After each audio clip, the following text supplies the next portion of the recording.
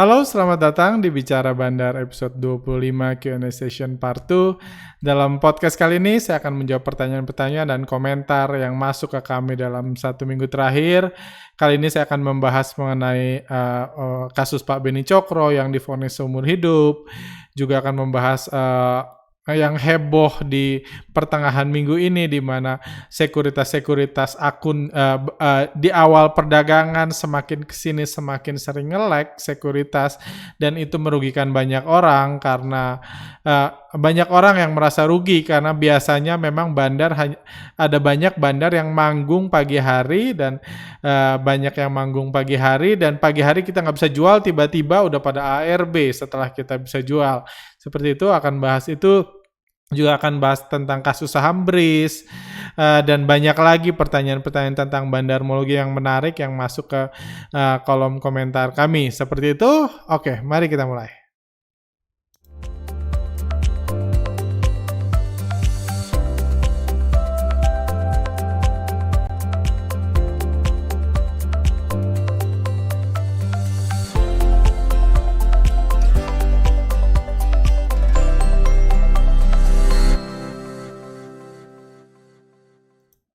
Oke, pertanyaan yang pertama yang masuk dari Pak Egi Andrea.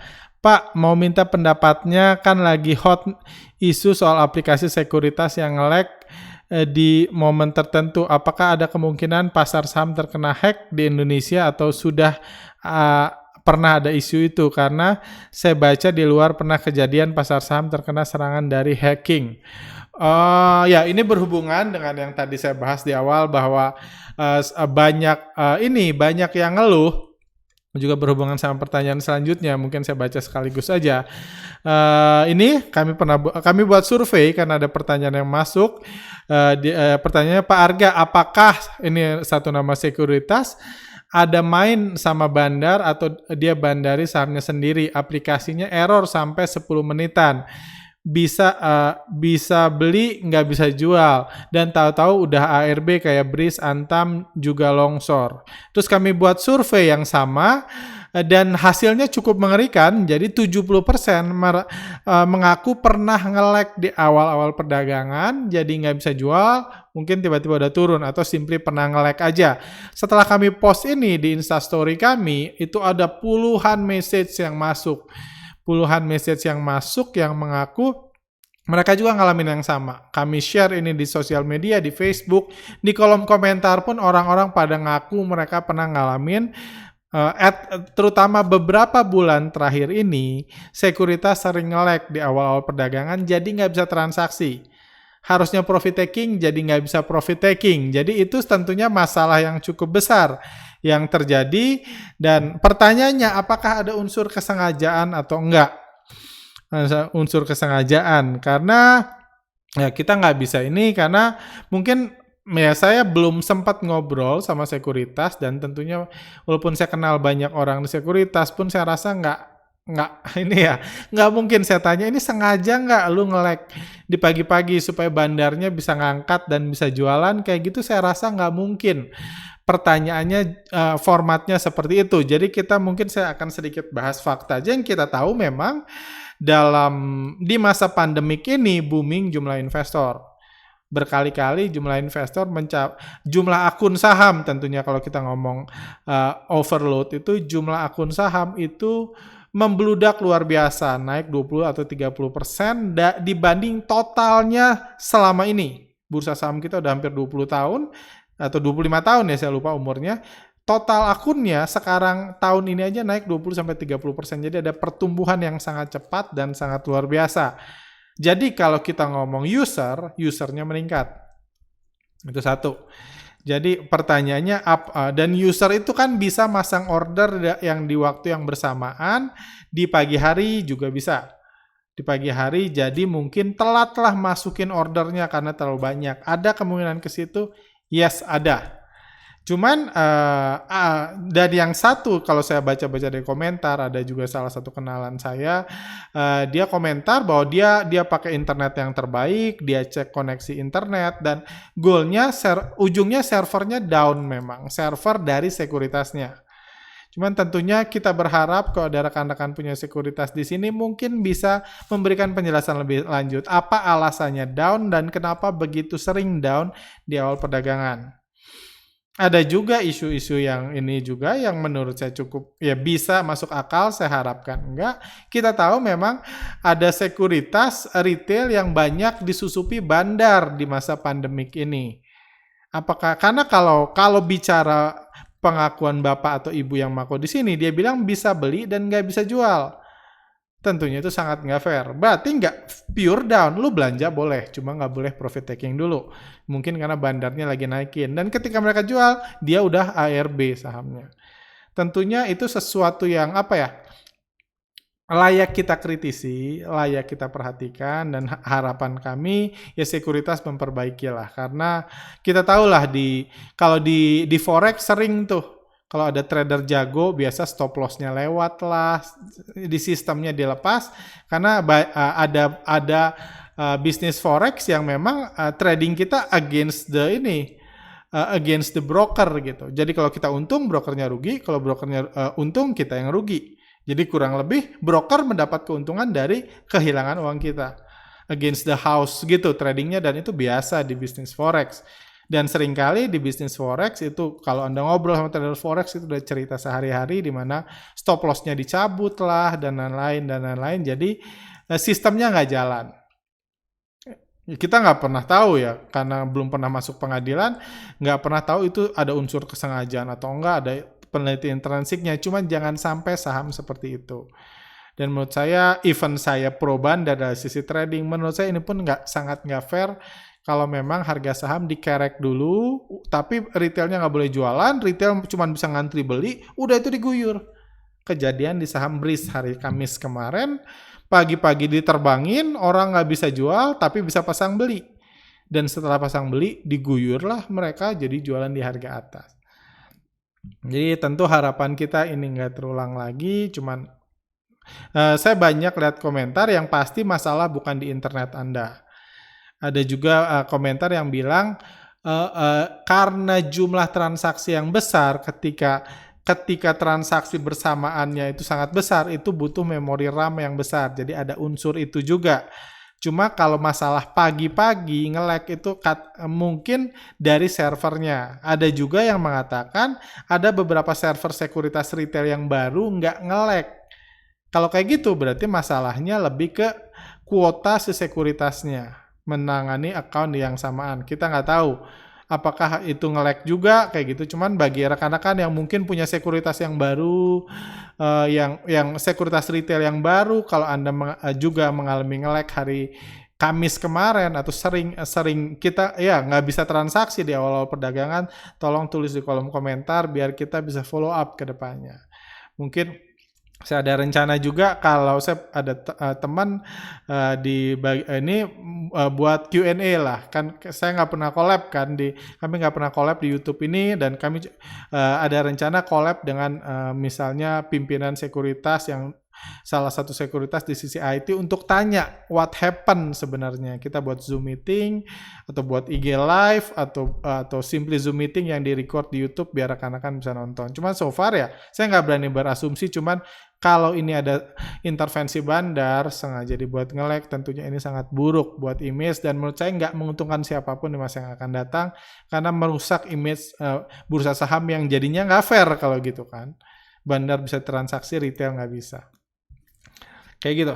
Oke. Pertanyaan lanjutan. Saya nggak sependapat dengan Pak Arga. Dari Pak Arif Rahman. Bencok dan kawan-kawan itu benar-benar penjahat. Analogi Pak Arga tidak sesuai dengan kenyataan. Bencok itu menipu nasabah Jiwasraya. Bencok menggoreng saham perusahaannya di harga atas, lalu Bencok suruh manajer investasi Jiwasraya untuk membeli saham tersebut. Bencok dan MI sudah ada deal-dealan terlebih dahulu, yang sangat dirugikan adalah nasabah Jiwasraya. Mereka sudah mempunyai tabungan asuransi mereka untuk diinvestasikan di perusahaan sehat, malah dibeliin perusahaan pengembang biakan ikan arwana, kasihan nasabah asuransi Jiwasraya. Banyak yang gagal klaim, beda kasus kalau investor retail kalah trading. Mereka punya kontrol penuh terhadap uang mereka. Tapi nasabah Jiwasraya nggak gitu, Pak. Oke, poin yang bagus. Gimana saya menanggapinya? Yang pasti, kita ngomong yang pasti dulu. Yang pasti kita tahu Pak Beni Cokro sudah divonis hukuman seumur hidup karena masalah Jiwasraya. Itu pasti. Jadi kita nggak usah debat salah benar di sini karena yang perdebatan kita nggak penting untuk Pak Bencok atau untuk negara karena dia sudah dihukum salah dari sisi Jiwasraya. Yes, itu benar. Saya setuju di situ dan ini. Kedua, menurut saya yang saya tahu Om Beni nggak pernah menjanjikan ke nasabah Jiwasraya. Nggak pernah buat ini gathering para nasabah Jiwasraya, yuk kita nabung beli polis atau apapun. Kita karena Pak Bencok dipegang kendali, saya janji deh harganya naik. Nggak. Menurut yang saya tahu ya, saya nggak tahu fakta pengadilan, saya belum ngobrol sama orang-orang yang di ini lagi, orang-orang yang ngurus kasusnya lagi, saya belum tahu. Cuma yang saya tahu nggak ada perjanjian yang dikatakan dari pihak Pak Beni Cokro terhadap nasabah Jiwasraya. Nasabah Jiwasraya berhubungannya sama manajemen Jiwasraya. Oke, itu ini.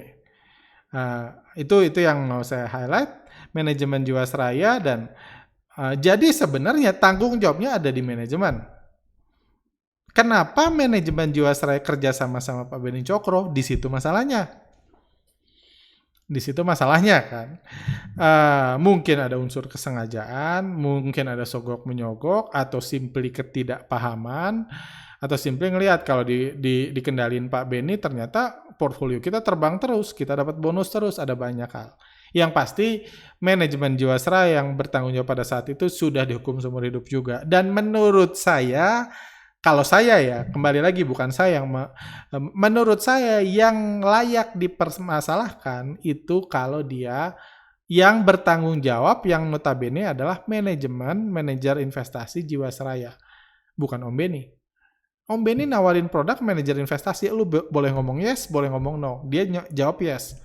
Menurut saya seperti itu. Kalau ada sogok menyogok masalah memang ya tentunya saya nggak tahu ada atau enggak, atau ini mungkin disalahkan karena sogok menyogok. Cuma satu hal yang mau saya angkat, nggak usah menurut saya bukan perdebatan, tapi satu hal yang mau saya angkat, kejadian ini bukan hanya terjadi di Jiwasraya. Kejadian seperti ini juga terjadi di banyak manajer investasi lain yang sahamnya hancur-hancuran tuh pas Om Beni ditangkap. Kayak pesawat kehilangan pilotnya, jatuh terjun bebas. Cuman di manajer investasi swasta yang kejadiannya hampir sama persis, itu nggak ada yang dipermasalahkan. Nggak ada yang dituntut hukum. Karena kerugian nasabah itu bukan kasus hukum. Kerugian retail, meskipun sama, retailnya nggak punya kendali ya. Retailnya nggak punya kendali, yang beli reksadana emang punya kendali kan nggak. Retailnya nggak, pas Joska yang itu, kerugiannya nggak ini, kerugiannya nggak salah. Yang salah adalah Jiwasraya, karena Jiwasraya milik negara, yang dipermasalahkan adalah menghilangkan uang negara. Kalau uang retail nggak masalah. Jadi menurut saya kurang fair. Apalagi sampai dihukum seumur hidup. Karena uang retail nggak dipermasalahkan tuh. Berapa puluh reksadana yang jatuh pas Om Beni ditangkap, hancur-hancuran, bisa turun 70% dalam sebulan. NAB-nya nggak ada tuh yang masuk kasus hukum. Nggak ada tuh nyaut-nyaut ke Om Beni. Walaupun jelas-jelas di portfolio reksadananya banyak saham yang dikendalikan sama Om Beni. Cuma itu nggak salah. Jadi yang salah karena ada unsur negaranya. Karena menghilangkan uang negara itu masuk kasus korupsi. Bisa dikaitkan dengan kasus korupsi, makanya ditangkapnya pun sama KPK. Kalau menghilangkan uang nasabah swasta, nggak masalah. Nggak salah. Bukan nggak masalah, nggak salah. Jadi silahkan Anda menilai, saya memberikan penilaian saya. Cuman saya no problem, Pak Arief punya pandangan ini, kita hanya diskusi sehat aja. Saya cuma memberikan pandangan yang pasti, terlepas dari apa pandangan kita, pengadilanlah yang menentukan dan pengadilan sudah menentukan.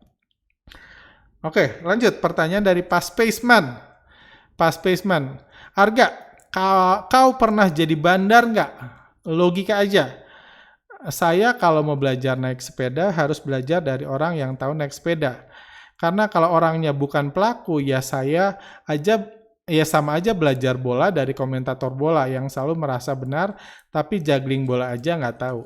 Kalau Arga belum pernah jadi bandar, terus berkoar-koar tentang apa yang dilakukan bandar, berarti analisamu berdasarkan asumsi, feeling, bukan berdasarkan fakta apa yang dilakukan bandar. Ketika ada broker yang akum, berarti Anda pakai feeling, jangan yang akum itu bandar. Padahal bukan. Nah lu, lucu ini pas placement ini saya nggak tahu dia siapa, karena nggak pernah ada fotonya, mungkin professional haters atau apa, cuma menarik pertanyaannya. Nah, saya nggak tahu Pak Spaceman ini memang pengen belajar atau enggak. Cuman pertama, oh ya saya jawab dulu. Apakah pernah saya jadi bandar? Tidak, saya belum pernah membandari satu saham. Yang saya pernah masuk grup di satu saham, di satu kumpulan yang ngebandari satu saham beberapa tahun lalu. Saya jadi pasukannya, saya bukan jadi sutradaranya. Saya hanya pasukan, menurut saya itu nggak layak. Tapi ya kita tahu kapan naik, kapan turun, nanti jam segini ini suruh beli, itu saya pernah masuk di bagian situ. Itu satu. Kedua, kalau Anda bukan pelaku, ya sama belajar main bola.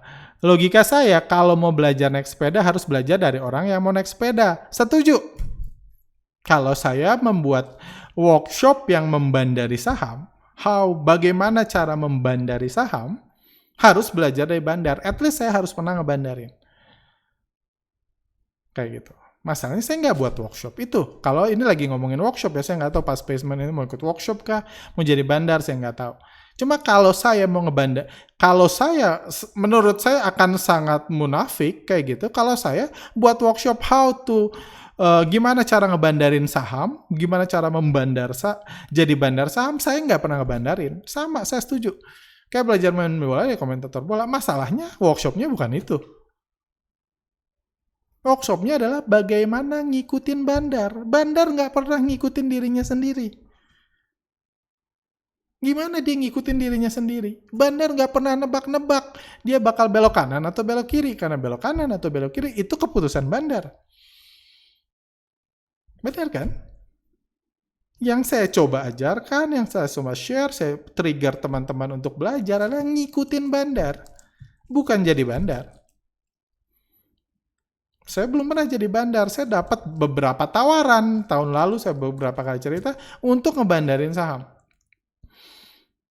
Saya bilang langsung to the point.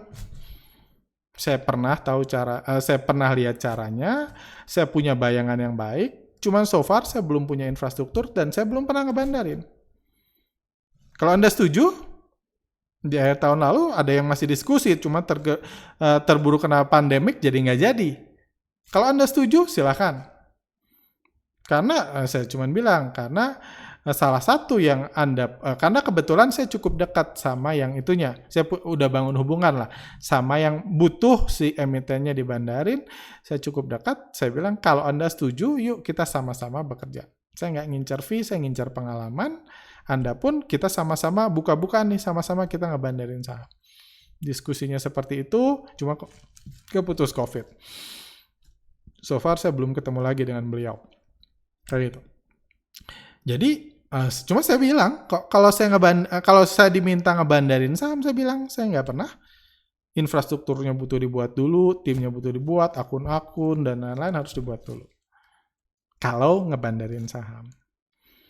Kalau ngikutin pergerakan bandar, saya sudah bertahun-tahun. Itu yang coba saya share. Kalau lagi ngomong workshop bandarmologi, itu yang saya share saat ini. Itu yang saya share. Anda nggak bisa belajar ngikutin bandar dari bandar, gimana? Kan nggak masuk akal. Terus, pertanyaan menarik juga. Pak Spaceman ini cukup cerdas bagi kritikus. Berarti semua berdasarkan asumsi, nggak harus. Jadi kan ada pembelajaran yang bisa Anda bisa jadi barometer. Ini bagi Anda yang mau belajar analisa bandarmologi pun bisa. Misalnya, ada perusahaan mau bubar tuh. Dan harganya digoreng dulu. Pakai logika sederhana aja. Kalau perusahaannya mau bubar, mau disuspend, harganya digoreng. Di masa itu harusnya ada distribusi. Kalau Anda mengembangkan satu tools, satu sistem, satu metode, Anda cek pada saat itu benar nggak metode Anda menjelaskan itu distribusi. Dan banyak kejadian lain. Ada perusahaan yang sebelum akuisisi, dia terbang setelah akuisisi. Akuisisi itu berita yang udah ketahuan sejak lama. Berarti idealnya sebelum terbang harus ada akumulasi. Atau at least di awal-awal terbang ada akumulasi. Anda cek metodenya. Kan setelah jadi contoh kasus, Anda bisa mengerti apa yang dilakukan bandar. Atau Anda punya kenalan bandar, Anda tahu ini saham lagi ini saham mau IPO, dikerek, udah didistribusikan ke publik, dihabisin ke publik, dibuang ke publik. Berarti metode Anda harus mendeteksi distribusi di saham itu. Itu bisa dilakukan, bukan asumsi. Ada banyak informasi kalau Pak Spaceman itu punya pengalaman berkaitan dengan bandar atau berhubungan atau punya ini, akan menyadari ada banyak yang bisa kita riset sebagai pengikut bandar. Kalau ngebandarin, memang. Cuman saya nggak pernah buat workshop bagaimana menjadi bandar. Saya cuma bilang ya kalau Anda mau, saya bisa share apa yang saya ketahui, cuman saya bilang di awal, saya belum pernah jadi bandar. Rekan-rekan juga yang pengen mungkin punya emiten atau mau IPO, mau jadi bandar, saya akan ngomong dari depan, ini yang saya tahu, ini yang saya bisa ceritakan, dan ini pengalaman saya buka semua kok. Seperti itu. Menarik pertanyaan Pak Spaceman. Pak Arga, mau tanya nih, kalau seperti kita retail, yang menggunakan analisa bandarmologi kan penting melakukan analisa. Nah, kalau bandarnya sendiri, apakah analisanya retailmologi? Ya saya percaya bandar akan melihat pergerakan retail. Disebut retailmologi atau enggak ya terserah mereka. Tapi bagi bandar sangat mudah mengetahui pergerakan retail. Ada yang bilang nipunya pakai technical. Jadi technical itu dibuat untuk menipu retail. Support malah dijebolin. Menurut saya nggak usah kayak gitu.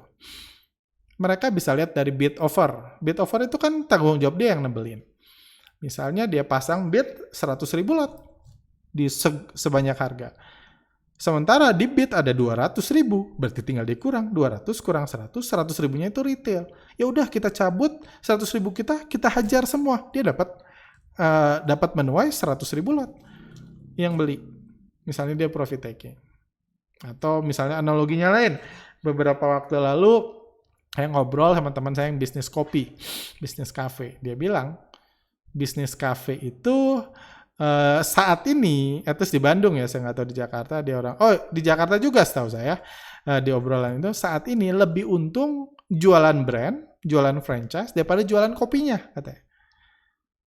Dan gimana cara jualan franchise? Salah satu triknya, katanya, Anda buat satu cabang, terus Anda suruh teman-teman Anda suruh ini menu-menuin diri, jadi Anda beli buat diri Anda sendiri. Suruh pegawai beli, ini beli, biar memberikan kesan rame. Supaya orang tambah banyak yang beli karena rame dan Anda nyuruh beli Anda. Pertanyaannya, kalau Anda nyuruh pegawai Anda beli, tahu nggak ada omset Anda? Ya tahu kan. Tahu nggak Anda berapa banyak pembeli palsu, berapa banyak pembeli palsu itu yang Anda suruh sendiri, atau berapa banyak pembeli beneran? Ya tahu.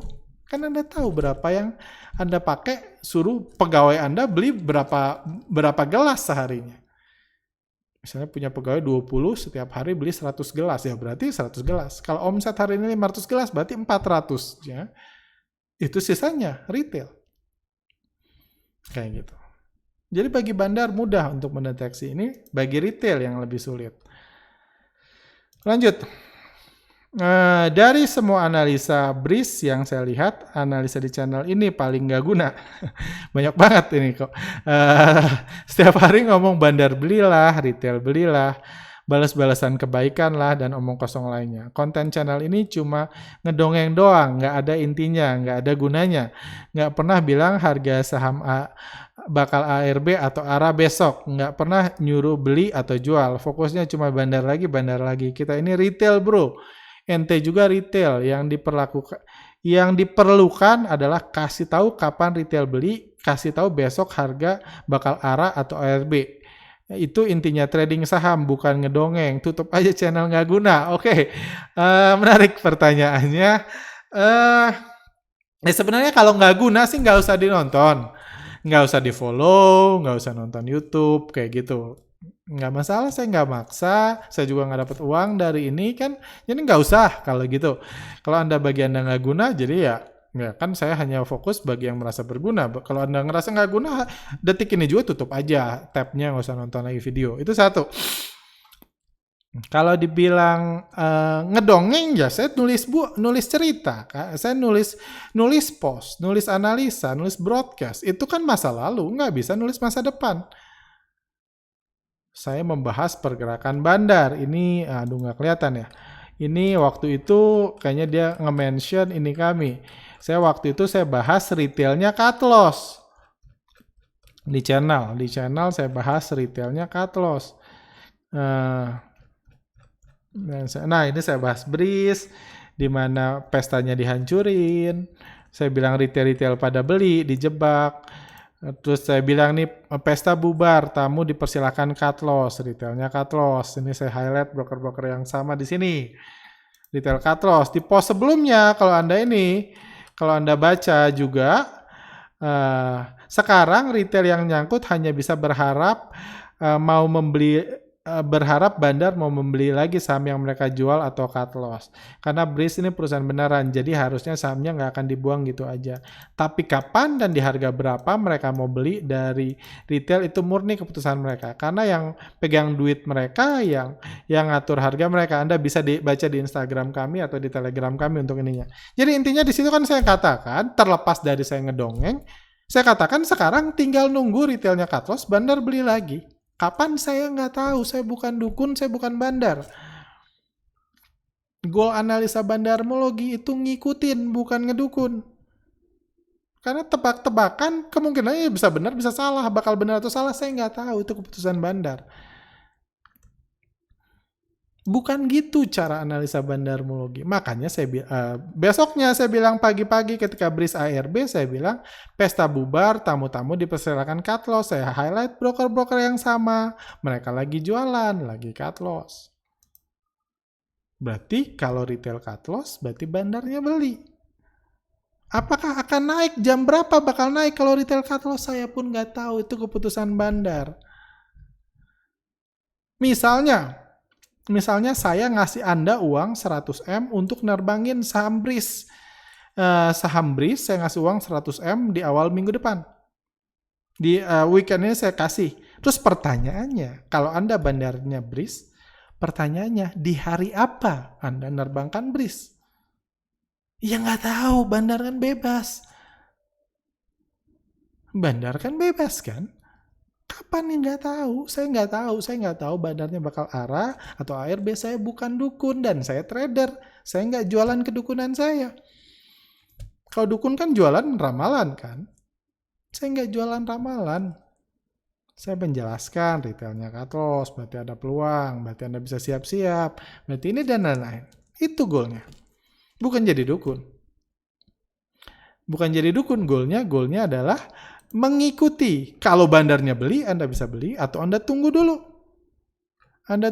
Besok sorenya semakin banyak retail yang cut loss, terbang sahamnya. Ups, habis waktunya. Oke, sahamnya terbang. Setelah tamu cut loss, pesta lanjut lagi. Jadi kembali ke pertanyaannya tadi, yes memang saya cerita karena saya mau mengedukasi. Saya nggak mau ngedukun. Jadi gimana ya analogi? Intinya membaca pergerak. Jadi kayak gini deh mungkin analogi yang gampang. Misalnya Anda mau mengajarkan anak Anda nyetir mobil. Karena di sini saya mau mengedukasi bandarmologi di podcast. Jadi di broadcast saya kasih tahu. Sebelum jatuh saya kasih tahu. Saya kasih tahu sebelum jatuh di mana harga sahamnya terbang. Ketika hari pertama terbang, retail jualan ke bandar, besoknya auto reject lagi, bandarnya profit taking jual ke retail, saya kasih tahu. Dan saya bilang di postnya sebelum ketika di hari ketika BRIS-nya auto reject atas, saya bilang lagi. Itu saya siang-siang saya bilang. Besok tergantung bandar. Kalau bandar mau nerbangin lagi terbang. Kalau bandar nggak nerbangin, bubar pestanya. Dan bener bubar. Dan saya juga sudah ajarkan kan gimana cara membaca pergerakan bandar. Di post ini. Di post ini saya udah jelaskan, saya tunjukin broker-broker retail. Kalau retail jualan berarti bandar beli. Kan harus ada yang beli dan ada yang jual. Itu satu. Kedua, saya kasih analogi gini. Misalkan Anda sebagai edukator, Anda mau mengajarkan anak Anda nyetir. Pertanyaannya, kalau Anda mengajarkan anak Anda nyetir, apakah Anda jadi edukator atau jadi dukun? Kalau jadi dukun, Anda bilang, Anda gas, nanti misalnya di kilometer ke-1 akan ada truk di sebelah kanan. Rem ya, ke anak Anda. Nah, Anda rem ya mobilnya, karena akan ada truk di sebelah kanan. Terus Anda jalan 100 meter lagi, lampu bakal merah. Di stop ya. Di rem ya, jangan diterobos lampu merah karena ada polisi. Terus di kilometer ke-4, itu akan ada orang mabok. Jauh-jauhin mobil kuning yang isinya orang mabok. Itu kalau dukun ngajarin anaknya nyetir. Nebak-nebak masa depan. Bener nggak ya? Nggak tahu ya. Cuma nebak-nebak. Namanya nebak-nebak, bisa salah, bisa benar. Apalagi saham, nebaknya kan gampang. Kalau nggak naik, turun. Plus disclaimer, gampang jadi dukun. Cuman, kalau saya ngajarin anak saya nyetir, saya nggak gitu. Saya akan kasih tanda-tanda bahaya itu kayak gimana. Kalau di sebelah kanan, di sebelah kiri Anda ada motor banyak, hati-hati. Kalau udah lampu kuning, jangan diterobos. Kalau ada truk di arah berlawanan, perlambat mobil Anda. Ngasih sign, bukan ngedukun. Karena menurut saya cara ngajarin orang kayak gitu.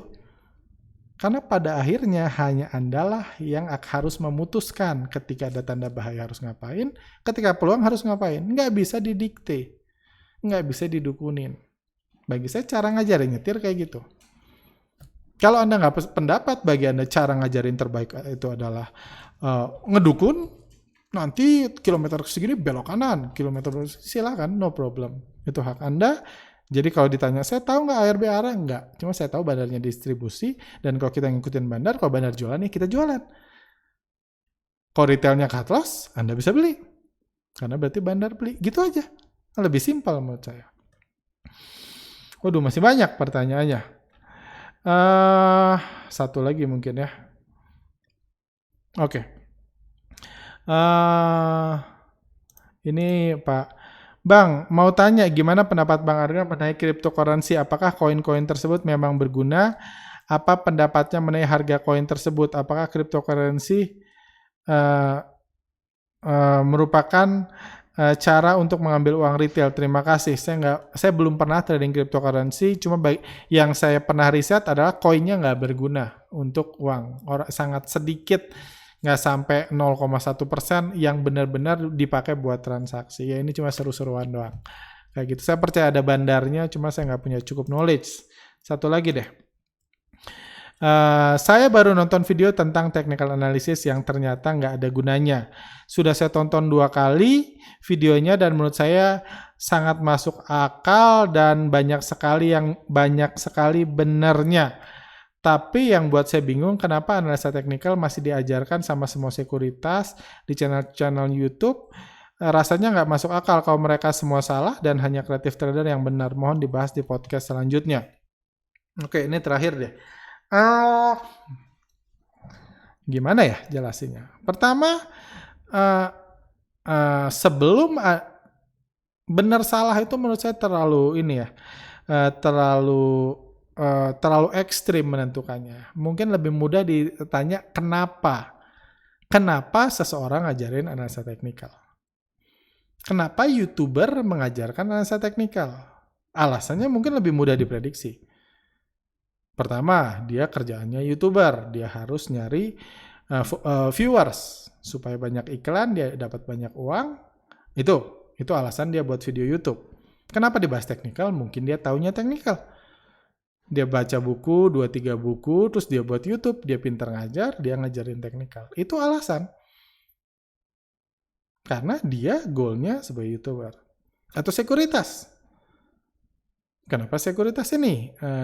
Mungkin saya kasih contoh, beberapa tahun lalu saya dekat sama seseorang, ada teman saya. Dia itu diminta untuk membesarkan satu broker forex sama satu konglomerat. Dia minta membesarkan satu broker forex. Broker forex-nya itu di dia itu trading against the house. Jadi kayak yang saya bilang tadi, dia trading melawan brokernya itu, yang brokernya itu. Jadi kalau kita untung kita itu diserahkan sama sekuritas yang rugi. Si broker forex-nya itu yang rugi. Kalau kita rugi, berarti broker forex-nya itu untung. Jadi yang dibutuhkan, jadi sebenarnya sekuritas itu diuntungkan kalau nasabahnya rugi. Oke, itu satu. Jadi gimana supaya nasabah rugi? Pertama, tugas teman saya adalah cari nasabah. Dia datengin tempat-tempat, dia karena punya koneksi, dia ke DPR, ngundang anggota-anggota DPR untuk trading forex dan lain-lain.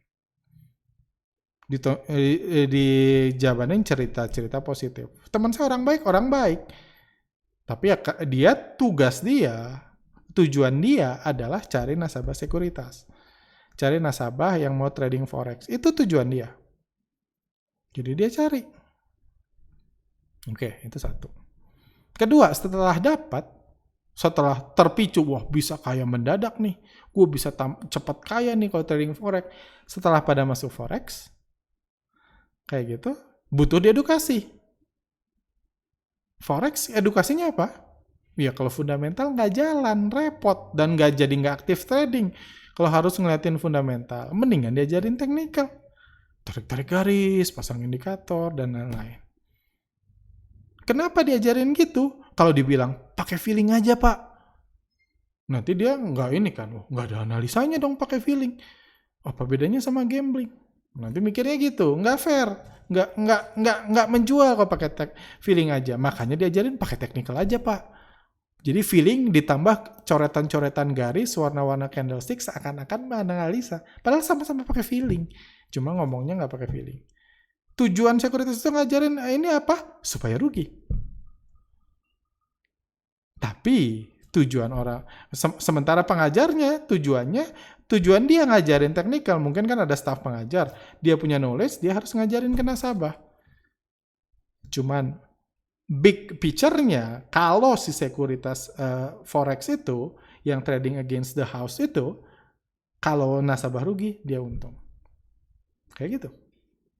Jadi ada banyak tujuan, ada sertifikasi teknikal, tujuannya memberi sertifikasi para analis teknikal biar karirnya bisa maju sebagai komentator saham di sekuritas. Jadi ada banyak tujuan, bukan soal benar atau salah, tapi tujuannya apa dia ngajarin.